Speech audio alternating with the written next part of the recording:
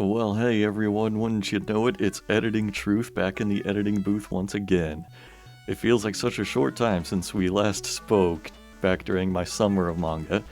Anyway, now begins My Winter of Manga, 2023 edition. Basically, this marks the beginning of another series of videos recapping all the rest of the manga that I read in 2023. This is just going to be everything from the back half. I don't expect this set to be as long as the previous one, probably only going to be 5 videos this time by my estimation, and they are categorized once again, so here comes your first installment, which is all the rest of the new manga that I began reading in 2023. Well, let's dig into the rest of the recap. This summer I started reading Insomniacs after school. 4 volumes of that are out as I'm recording this, and I've read all 4 of them. I'm pretty well inclined to stick with this one because I know it's a finished series, and I think it has something like 11 volumes in total. So, I don't know, there is a lot that I like about this series. It is kind of like a slice of life with kind of a light romantic subplot to it so far. And it's basically about 2 high schoolers who are both insomniacs, and so they decide to start like a little club of sorts, which is the like hang out in the middle of the night club, and they also take up astronomy, which is pretty cool. Anyway, I really like to read a manga like this occasionally because it's really laid back, really subdued. It really lets the visuals do the talking a lot of the time, and so sometimes you'll go like 2 or 3 pages where there's not even any dialogue, it's just images of the scenery and the characters. It's almost like a montage, only not in video form. But I just really like this kind of theme it has of like finding a connection in an unlikely place, finding something that you have in common with somebody else, and I don't know, feeling found when you have previously been lost. There's this nice little like subplot that rises up between the 2 main characters where they decide to do these like late night radio broadcasts to each other, and they use this app on their phone that lets them broadcast to other people, but it's like a one-way thing, so just like each night one of them will listen to the other one ramble on as they're trying to fall asleep. And that sounded just like a really nice idea. I really loved the thought of that.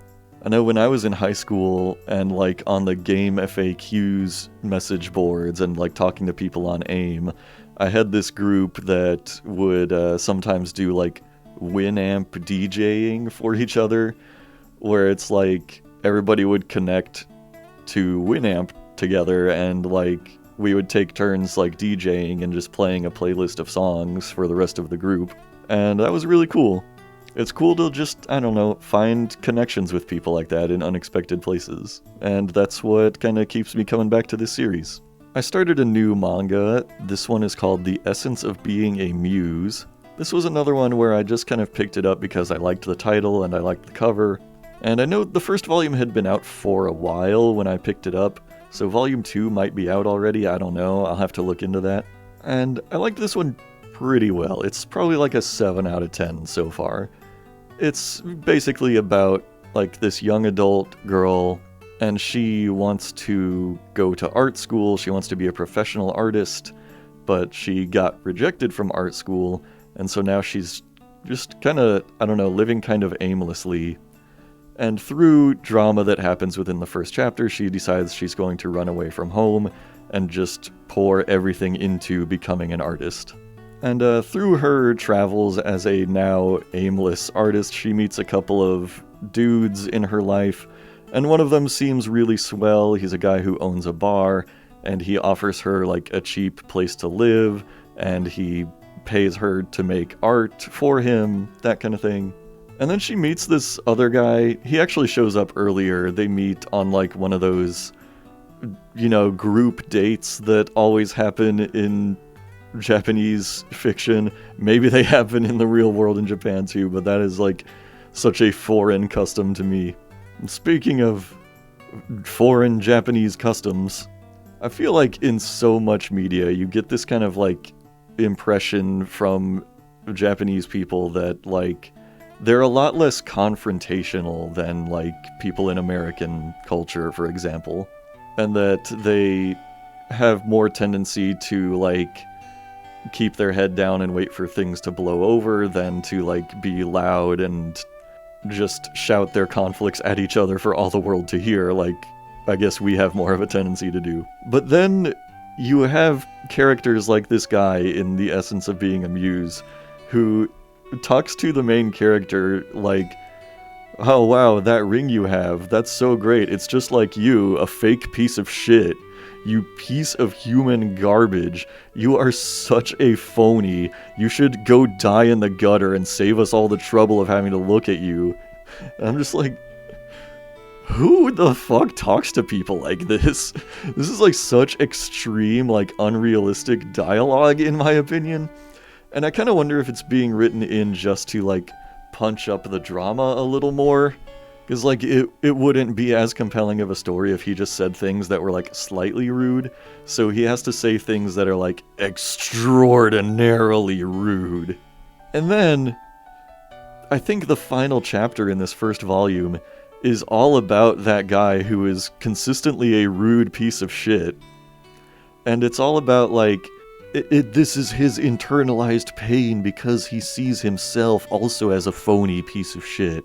He wasn't trying to put her down, he was saying like, oh, he actually has deep sympathy for her because he thinks they're in the same situation. And he thinks they have so much in common.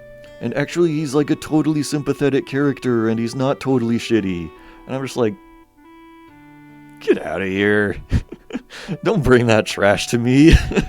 It seems like a total, like, 180, like a total retcon of, like, oh, actually this dude that you have seen actively be horribly rude to other people is actually totally sympathetic and maybe even a great guy. I'm like, no, get this character out of here. Write him out of this manga and introduce somebody else, please. So, if he continues to be a big presence in this manga, then I might end up dropping it. But in the meantime, it is still pretty good. It seems like another one of those great, like, you know, journeys of self-discovery through hardship, that kind of thing, which, you know, I'm pretty often down to read. Another new one I picked up was School's Own Girls. I say new, I mean, it's new to me. I know Volume 1 came out even in English several years ago. But I finally decided to read it, and overall I think it's really good.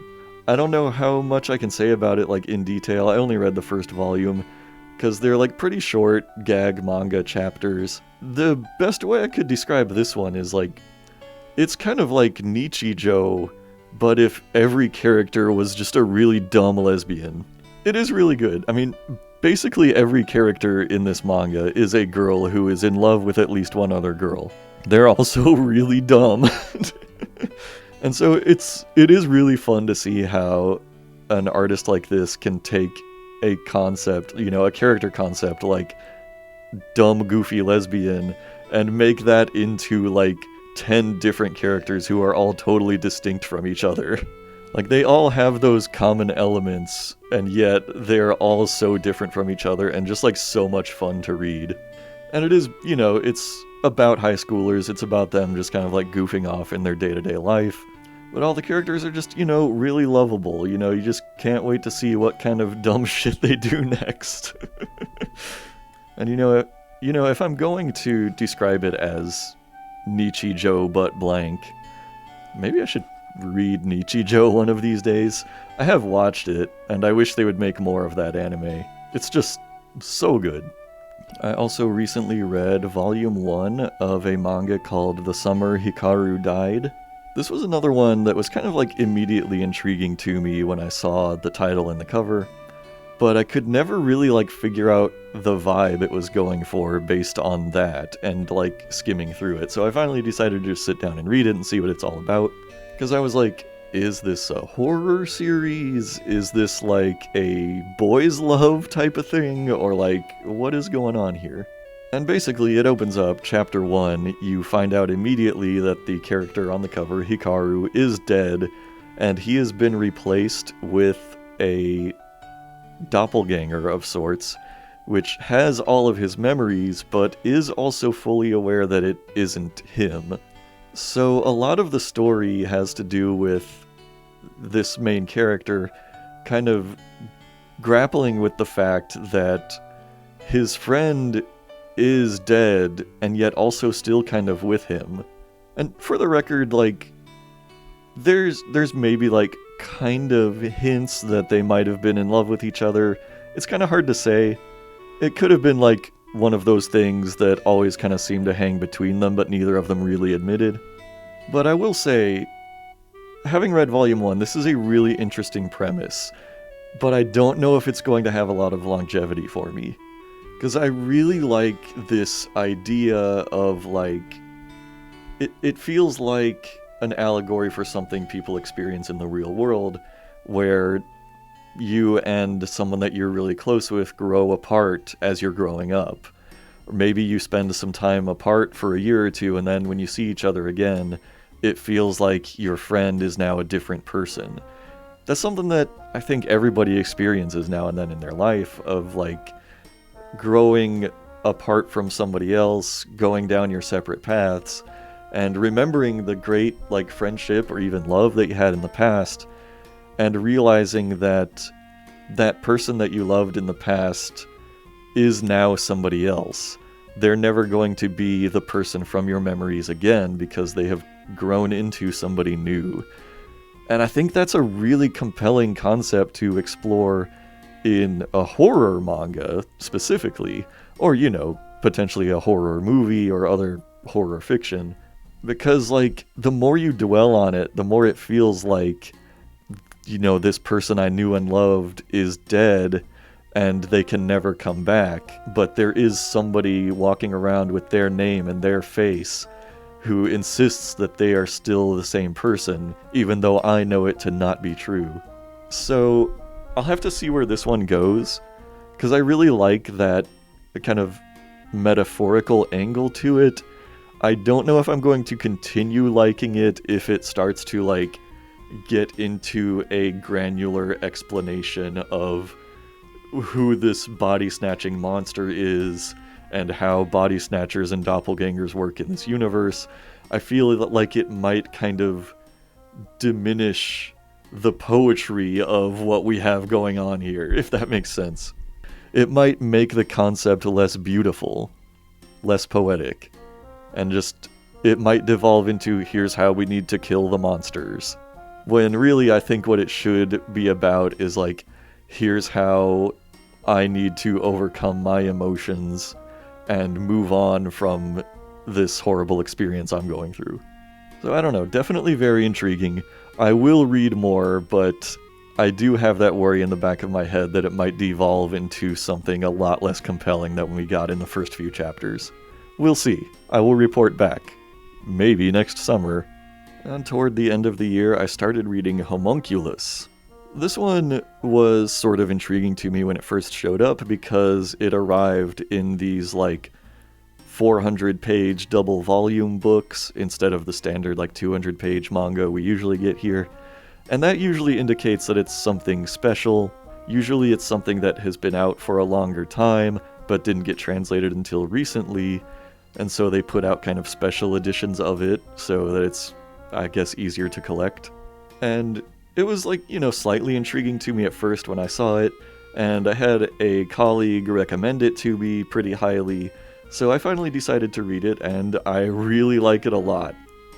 I found out later that this is the same artist who made Ichi the Killer, and various other, like, horribly gory, exploitative, violent manga in the past. But Homunculus is not really super violent, at least not in the first, like, double volume that I've read. Essentially, it's about a guy who is homeless, living in his car, and he gets approached one day by this guy who says, "Hey, I want to drill a hole in your skull and see if you get supernatural powers from it. I'll give you 700,000 yen if you let me." And naturally, of course, at first the guy's like, hell no, I will never do that. But then when he gets into significant financial trouble, he decides, okay, what more do I have to lose? You can drill a hole in my skull. At first, it just kind of goes through this sequence where the two of them are going around town, doing a bunch of tests to figure out if he developed any kind of psychic power. So it's kind of fun watching them go around to, like, haunted locations and see if he can sense anything and they have this whole, like, itinerary of tests they're going to do to see if he developed any psychic powers. Long story short, he does basically end up with this ability where if he covers one of his eyes, he can see the people around him in a new way. And usually these will be people taking on some kind of bizarre or even monstrous, nonsensical form. And he figures out pretty quickly that he's basically seeing a visualization of people's emotional baggage or trauma. And from there, it kind of seems like he's going to try and use this power to help other people. But that was about as far as it got in the first couple volumes that I read. I will definitely be reading more of that, though. I cannot wait to see where this goes. A thing that I really like about this manga, just like its general composition, is things that I feel like in another manga would only take one page to happen, might be drawn out for several pages in Homunculus. And this is not a complaint, but rather a point of praise from me. I like how kind of methodical it is, how it really takes its time. It makes you feel like this scene is, like, uncomfortably long even for the characters involved in it. It makes you feel like if you were watching this as a movie, this would be an interaction that takes several minutes to play out, whereas a different director might have made it take 20 seconds. So I like it when you get to this sort of tense scene, and that tension gets drawn out, and, like, I think making a scene like that takes several pages raises the intensity of it. Because otherwise, you know, it'd be like, tension, relief. When instead it should be tension, tension, tension, tension, tension, then relief. I think that makes it a lot more effective at instilling that suspense in you as you're reading it. So I was reading that toward the end of December, so I'll probably pick up reading the next volumes very soon. One of the last things I read this year was Yokohama Kaidashi Kikou. I think it's fascinating that they didn't make any attempt to translate the title, but I'm cool with that. This was kind of exactly what I needed to read at the time that I read it. I was reading it towards the end of December, you know, it's the holiday season, everybody is stressed out with, like, holiday shopping and having to do a lot of work at that time. And this was just like this perfect, laid-back escape that I really needed at the time. You might have heard of this series, but if not, it is what I would describe as a cozy apocalypse. It takes place when the world has basically ended, but it's been many years, and now people are kind of going back to a normal life in this kind of ruined world that they still live in. The main character is a robot who runs a cafe and rarely gets visitors there. So the stories basically just have to do with her hanging out with the neighbors, running her daily errands, and it just so happens to be in a world where, like, previous major roads have been flooded and large sections of cities have been destroyed, also submerged in water. But hey, you know, here's this cute robot girl riding her scooter and going about her daily life. Isn't this nice? It's a really great, like, subtly uplifting manga, though. It kind of encourages you to, like, see the beauty in your everyday life and just be grateful for what you have. Because even though these people live in a ruined world where society has all but collapsed, they're still happy for what they have. And they're happy to have each other, more importantly. Also, this artist, for whatever reason, really loves to draw characters cuddling in this specific way. But, you know, there's nothing wrong with that. One thing that we have set up early on in the series is that Alpha, the main character, Robot Girl, was left behind by her owner some time ago, and she's just kind of been running the cafe waiting for that person to come back. And there's a point where she receives a message from her owner through a third party. And I loved seeing this message so much I took a picture of it on my phone, and I just think it's so like thematic to the series at large. Anyway, her owner sends her a camera and the message, "I don't think I'll be back for a while. I suggest you put me out of your mind, walk out and see what's around you. I suppose for you there's hardly any difference between a decade and a day, but I think someday there will be things that you miss. I'm sending you this as an aid for your memory when that day comes. Take care of yourself." I was just like, man, that is so nice. I'm kind of wondering if this might have been a series that on some level inspired DDDD. Because it's another one of those situations where there is this apocalyptic event, or in the case of DDDD, it's a looming apocalyptic event, whereas with Yokohama here, with YKK, let's call it. Oh shit, I just realized you could probably abbreviate that to Y2K. Conspiracy?